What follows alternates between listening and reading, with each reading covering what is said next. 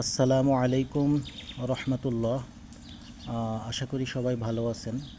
আজকে আপনাদের ডাব্লিউপিআর এর প্রথম ক্লাস। তো শুরুতে আমরা জানব যে ডাব্লিউপিআর কি। ডাব্লিউপিআর মিন্স হচ্ছে ওয়ার্ক পারমিট রিসিভার। খুব সংক্ষিপ্ত আকারে যদি বলি, ডাব্লিউপিআর হচ্ছেন একজন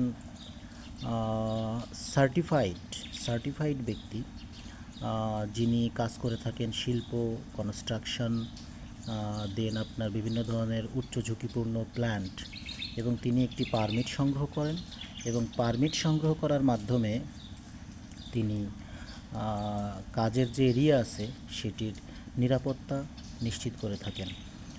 এটি খুব সংক্ষিপ্ত পরিচয়, আরও বিস্তর ভাবে বললেও বলা যায়। তো যাই হোক, ডাব্লিউপিআর এক্সামে আপনার এমসিকিউ আকারে কোশ্চেনগুলো হয়ে থাকে, যেমনটা আপনারা দেখতে পাচ্ছেন। এক্ষেত্রে ন্যারেটিভ কোশ্চেনগুলোও আছে, কিন্তু সেইগুলো আমরা জানবো এই কারণে, নলেজ গেইন করার জন্য জানবো, বাট সেভাবে আপনার প্রশ্ন আসে না। তবে বিস্তর জানার জন্য আমরা ন্যারেটিভ বিষয়গুলো আলোচনা করব। তো আজকে আমি দেখাবো পরীক্ষায় যেভাবে আপনার প্রশ্নগুলো আসবে ঠিক সেভাবে। এখানে আপনারা নাম্বার 1, 1 নাম্বারে যে কোশ্চেনটা দেখতে পাচ্ছেন সেটা যদি আমি একটু বলি, আমরা একটু আলোচনা করি। সেটা হচ্ছে dash should be used for the erection of scaffolding. এখানে বলা হচ্ছে যে ইরেকশন অফ স্ক্যাফোল্ডিংয়ের ক্ষেত্রে কি ব্যবহার করা হয়। ইরেকশনটা হচ্ছে, তো বুঝছেন, নির্মাণ বলতে পারেন। স্ক্যাফোল্ডিংয়ের যে নির্মাণ আছে বা তৈরি ক্ষেত্র আছে, বা আমরা যখন স্ক্যাফোল্ডিং তৈরি করি সেখানে কোন ধরনের পারমিটটা ইউজ করা হয়। Cold work permit, hot work permit, confined space entry work permit, release of hazardous liquid or gases work permit. এখানে আপনার কোনটা ইউজ করা হবে? ইরেকশন অফ স্ক্যাফোল্ডিং এক্ষেত্রে আপনার ইউজ করা হবে number A, cold work permit. যেহেতু এখানে ইরেকশন অফ স্ক্যাফোল্ডিং, এখানে আপনার যদি আপনার ইরেকশনের ক্ষেত্রে, ইরেকশন অফ স্ক্যাফোল্ডিংয়ের ক্ষেত্রে অনেক সময় ওয়েল্ডিং ব্যবহার করা হয়, বিভিন্ন ধরনের ফ্লেম থাকে। যদি এগুলো থাকতো সেক্ষেত্রে কিন্তু কোল্ড ওয়ার্ক পারমিটটা অ্যান্সার হতো না, সেক্ষেত্রে হোয়াট ওয়ার্ক পারমিট বা অন্য কিছু হতেও পারতো। তো যেহেতু এখানে কিছু ইরেকশন অফ স্ক্যাফোল্ডিং সরাসরি বলা আছে, অন্য কিছু বলা হয়নি, তো এক্ষেত্রে আপনার কোল্ড ওয়ার্ক পারমিটটাই অ্যান্সার হবে। এবং আসলে কোল্ড ওয়ার্ক পারমিট কি, হট ওয়ার্ক পারমিট কি, কনফাইন্ড স্পেস এন্ট্রি কি, release hazardous liquids or gases work permit ইত্যাদি, তারপর আছে এক্সকেভেশন ওয়ার্ক পারমিট। তো এগুলা কি, এগুলা জানতে হলে আপনার ন্যারেটিভ বিষয়গুলো জানতে হবে। তো সেগুলা নিয়েও আমি ভিডিও বানাবো ইনশাআল্লাহ। আশা করি বুঝতে পারছেন। নাম্বার 2টা একটু দেখে আসি। সেটা হচ্ছে what are whole tags used for. অর্থাৎ হোল ট্যাগটা কী জন্য ইউজ করা হয়। আচ্ছা, হোল ট্যাগটা তো বুঝছেন, একটা ট্যাক্স, ট্যাক্স বা একাধিক ট্যাগ থাকে। এটা কাগজের একটা টোকেনের মতো আপনার লিখে ঝুলিয়ে দেওয়া হয়। তো এই হোল ট্যাগটা কী জন্য ইউজ করা হয়? হ্যাঁ, একজন ইস্যুয়ার বা এটা মানে বা রিসিভার, যেটাই বলেন, এটা দেখে কি বুঝবে সে? চলুন 4টা অপশন দেখে নিই। To replace padlock and lock out device. আচ্ছা, প্যাডলক তো বুঝেন, তালা বলতে পারেন, আমাদের দেশে যে তালাটা বলি আমরা, তালা বলতে পারেন। তালা পরিবর্তন করতে, অথবা লক আউট ডিভাইস, অথবা তালাবদ্ধ যে ডিভাইসগুলো আছে সেটার জন্য কি হোলটেক ব্যবহার করা হয়? No. For hot work, hot ওয়ার্কের জন্য হোলটেক্স ব্যবহার করা হয়? নো। টু এক্সপ্লেইন রিজন, এই রিজনটা হচ্ছে আসল। ট্যাগে কিছু রিজন দেওয়া থাকে, অর্থাৎ একটা ইকুইপমেন্ট যখন রাখা হয় তখন সেখানে একটি রিজন উল্লেখ করা হয়। হ্যাঁ, আর সেই রিজনটা হোল ট্যাগে লেখা থাকে। অতএব আমরা নাম্বার সিটা উত্তর নিতে পারি নির্দ্বিধায়, to explain reason for locking out equipment. অর্থাৎ লকিং আউট ইকুইপমেন্টে যে রিজনটা লেখা থাকে সেটার জন্যই আপনার হোল ট্যাগ ইউজ করা হয়। তারপর আছে to isolate electrical circuit breakers, এটা তো হবেই না। আচ্ছা, নাম্বার থ্রিতে আমরা একটু ঘুরে আসি। নাম্বার থ্রি, হোয়ার আর ওয়ার্ক পারমিট রিকোয়ার্ড। আচ্ছা, কোথায় ওয়ার্ক পারমিট রিকোয়ার করে বা কোথায় ওয়ার্ক পারমিটটা দরকার? হ্যাঁ, আমরা যখন কাজ করব তখন কোথায় ওয়ার্ক পারমিটটা দরকার? All Saudi Aramco areas, all restricted areas, all assembly points, all fenced areas. আমি যেটা বলতে চাইছিলাম আপনাদের কিছুক্ষণ আগেও বললাম যে আসলে সৌদিতে আপনার যখন কোনো শিল্প বা কোনো প্ল্যান্ট বা কোনো উচ্চ ঝুঁকিপূর্ণ জায়গায় কাজ করা হয় তখন ওয়ার্ক পারমিট দরকার হয়। আর এক্ষেত্রে নাম্বার এটা উত্তর হবে অল সৌদি আরামকোস এরিয়া। মানে সৌদি আরামকোতে যে আপনার উচ্চ ঝুঁকিপূর্ণ যে এরিয়াগুলো আছে সেখানে আপনার ওয়ার্ক পারমিট দরকার হয়। আশা করি বুঝতে পারছেন। Number four, who is jointly responsible for the safety of people and equipment at the work site. আচ্ছা, যখন ওয়ার্ক সাইটে কাজ করা হয় তখন জয়েন্টলি রেসপন্সিবল মানে পিপল, মানুষের জন্য এবং ইকুইপমেন্টের জন্য, মানে যারা কর্মী আছে এবং ইকুইপমেন্ট আছে এদের জন্য কে বা কারা জয়েন্টলি রেসপন্সিবল, জয়েন্টলি দায়বদ্ধ? চলুন দেখে আসি। দ্য ইস্যুয়ার অ্যান্ড রিসিভার, ইস্যুয়ার এবং রিসিভার। উত্তর এটাই হবে। সেটা আমি একটু ব্যাখ্যা করে বলি। যখন সাইডে কোনো কাজ চলে তখন যে ম্যান পাওয়ারগুলো থাকে তাদের যে আপনার সেফটি, নিরাপত্তা এবং বিভিন্ন ধরনের ইকুইপমেন্ট থাকে, তো সেইগুলোর নিরাপত্তার যে রেসপন্সিবল সেই দায়িত্বটা থাকে ইস্যুয়ার এবং রিসিভারের উপর। তারপর বিতে আপনি দেখতে পারেন the issuer, receiver, gas tester, এটা তো হবেই না। Number C, the receiver and other workers at the job site, receiver এবং আদার জব সাইটের উপর না, এটাও হবে না। Operations and maintenance engineer, operation এবং মেইনটেনেন্স ইঞ্জিনিয়ারের উপর নো, এটাই হবে না। প্রথমটাই হবে দ্য ইস্যুয়ার অ্যান্ড রিসিভার, তাদের উপরই সমস্ত দায়িত্ব থাকে সেখানে যারা কাজ করতেছে এবং বিভিন্ন ধরনের ইকুইপমেন্ট আছে সেটার সেফটি দেওয়ার জন্য, সেফটি নিশ্চিত করার জন্য। আচ্ছা, পরেরটা আমরা যাই, সেটা হচ্ছে number five, A work permit may be extended. একটা ওয়ার্ক পারমিট বাড়ানো যেতে পারে for one additional operation shift. অতিরিক্ত একটা শিফট বাড়ানো যেতে পারে। হ্যাঁ, অতিরিক্ত একটা শিফট বাড়ানো যেতে পারে। হ্যাঁ, may be extended.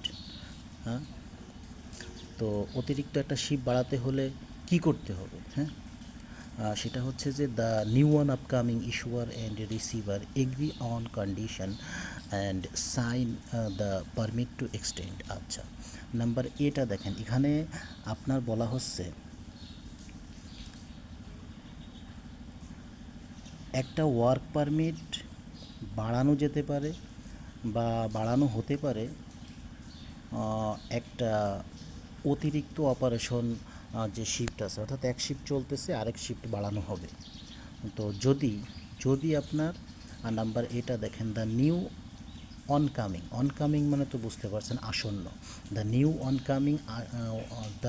Oncoming issuer and receiver agree on conditions and sign the permit to extend it. মানে আসন্ন যে ইস্যুয়ার এবং রিসিভার আছে তারা যদি কন্ডিশনের উপর রাজি হয় এবং তারা যদি সাইন করে সেক্ষেত্রে আপনার অ্যাডিশনাল অপারেশন শিফটটা বাড়ানো যেতে পারে। তারপর দেখেন only cold work is being done, এটা তো হবেই না। The work is almost complete, কাজ প্রায় শেষের দিকে বা প্রায় শেষ। All hot work has been completed, সমস্ত কাজ শেষ হয়ে গেছে। তো আসলে এটাও হবে না, নাম্বার এটাই হবে। আহ, আপনারা কষ্ট করে আমার পেজটি ফলো দিয়ে রাখবেন। আর কোথায় কোন প্রশ্নটা বা আমার কোন কথাটা আপনারা বুঝতে পারতেছেন না অবশ্যই কমেন্ট বক্সে জানাবেন, আমি ইনশাল্লাহ অবশ্যই আপনাদের রিপ্লাই দিব। আচ্ছা, নাম্বার 6টা একটু দেখেন, নাম্বার 6, সেটা হচ্ছে when can an electrician use a welders work permit.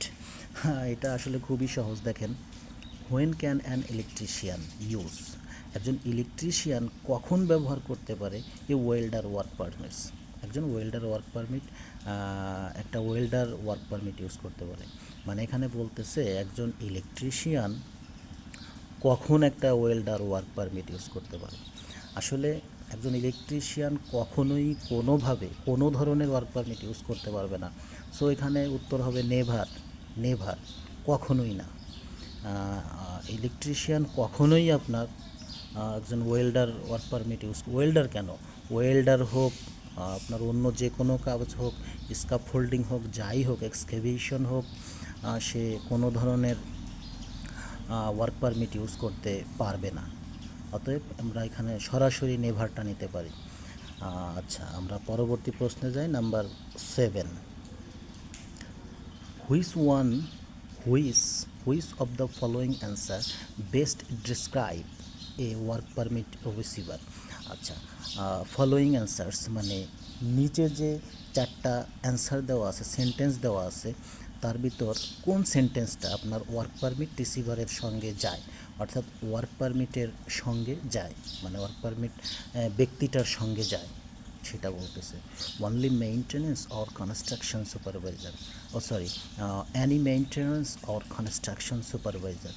আচ্ছা, ইস্যুয়ার কি আপনার রিসিভার কি একজন maintenance or construction supervisor? No, মানে সে কি অ্যানি মেইনটেনেন্স, যে কোনো আপনার মেইনটেনেন্স করতে পারে, আর কনস্ট্রাকশন সুপারভাইজার, কনস্ট্রাকশন সুপারভাইজারই করতে পারে? No, only Saudi Aramco supervisor, সে কি শুধু সৌদি আরামকোর supervisors? No, all all electrician, সমস্ত electrician, but not all welder, welder ছাড়া।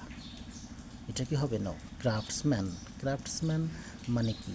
ক্রাফটসম্যান অর আদার্স, ক্রাফটসম্যান মানে হচ্ছে কারিগর বলতে পারেন, ক্রাফটসম্যান কারিগর অর আদার্স মানে যে কাজ করে, ক্রাফটসম্যান মানে হচ্ছে কারিগর বা যে কাজ করে, অর আদার্স অথবা অন্যরা, হু হ্যাভ বিন সার্টিফাইড, যারা সার্টিফাইড হয়েছে বা সার্টিফিকেট পাইছে বা সার্টিফিকেট প্রাপ্ত হয়েছে, হু হ্যাভ বিন সার্টিফাইড, হ্যাঁ, টু রিসিভ ওয়ার্ক পারমিট, যারা সার্টিফাইড প্রাপ্ত, ওয়ার্ক পারমিট পেতে যারা সার্টিফিকেট প্রাপ্ত, certified, who have been certified to receive work permit. তার মানে আপনার উত্তরটা হবে ডি। দেখেন এখানে কি বলতেছে, which of the following answer, হ্যাঁ, তার মানে ফলোয়িং অ্যান্সারের মধ্যে সবচাইতে ডিসক্রাইবযুক্ত যে বাক্যটা আছে সেটা ওয়ার্ক পারমিটের সাথে, এমন বাক্যটা কোনটা যায় ওয়ার্ক পারমিট রিসিভার? লাস্টেরটা খুব ভালোভাবে যায়, আশা করি বুঝতে পারছেন। কারণ who have been certified to receive work permits, কারণ যে পারমিট রিসিভ করে সে অবশ্যই সার্টিফাইড থাকে। আশা করি বুঝতে পারছেন, আর না বুঝলে অবশ্যই কমেন্ট করবেন, ইনশাল্লাহ আমি সর্বোচ্চ চেষ্টা করব আপনাদের বুঝিয়ে দেওয়া। আপনারা জানেন ওয়ার্ক পারমিট একটি সম্মানজনক জব এবং হ্যান্ডসাম স্যালারি পাওয়া যায়, আর আমি সম্পূর্ণ ফ্রিতে আপনাদের ইনশাল্লাহ শেখাবো। আজকে প্রথম ক্লাস, এরপরে ধারাবাহিকভাবে ক্লাসগুলো আমি দিতে থাকবো ইনশাল্লাহ। পাঁচ থেকে 7টা বা 10টা ক্লাসের ভিতরে ইনশাল্লাহ আমি কভার করে দিব আপনাদের ইনশাল্লাহ, আপনাদের যদি ভালোবাসা আমি পাই ইনশাল্লাহ। আচ্ছা, নাম্বার 8টা একটু দেখি, if the receiver must leave the job site. আচ্ছা, রিসিভারকে যদি অবশ্যই জব সাইট ত্যাগ করতে হয়, the work permit can be left with, মানে ওয়ার্ক পারমিটটা কার দ্বারা সম্পন্ন হবে? হ্যাঁ, রিসিভার কাজের সাইট ত্যাগ করলো, এখন রিসিভারের যে আপনার পারমিটটা আছে সেটা কার দ্বারা মানে শেষ হবে এমন একটা বিষয়। তো চলুন দেখি কার দ্বারা শেষ হবে। The receiver is not allowed to leave the job site under any circumstance. আচ্ছা, সার্কমস্টেন্সেস মানে হচ্ছে পরিস্থিতি, হ্যাঁ।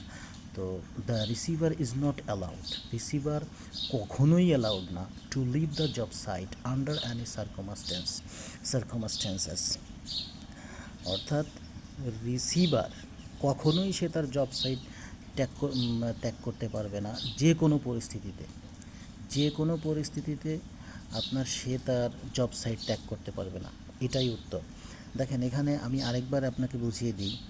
এখানে বলতেছে প্রশ্ন, if the receiver must leave the job site, যদি রিসিভার জব সাইট ত্যাগ করে বা করতে হয়, তার যে ওয়ার্ক পারমিটটা আছে সেটা কে শেষ করবে? হ্যাঁ, ক্যান বি লেফট টু ইট, কার দ্বারা সম্পন্ন হবে?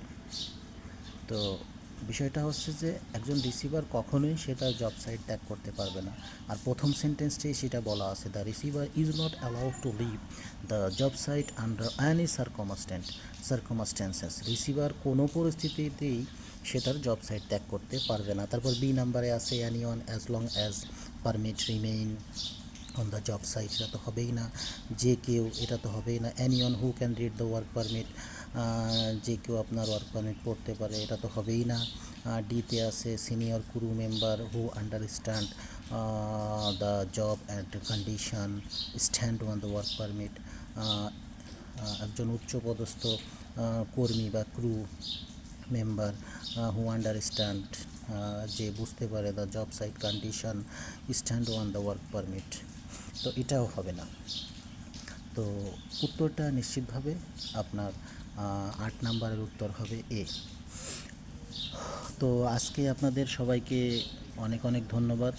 ইনশাল্লাহ নেক্সট ক্লাস আমি খুব শীঘ্রই আপলোড করব।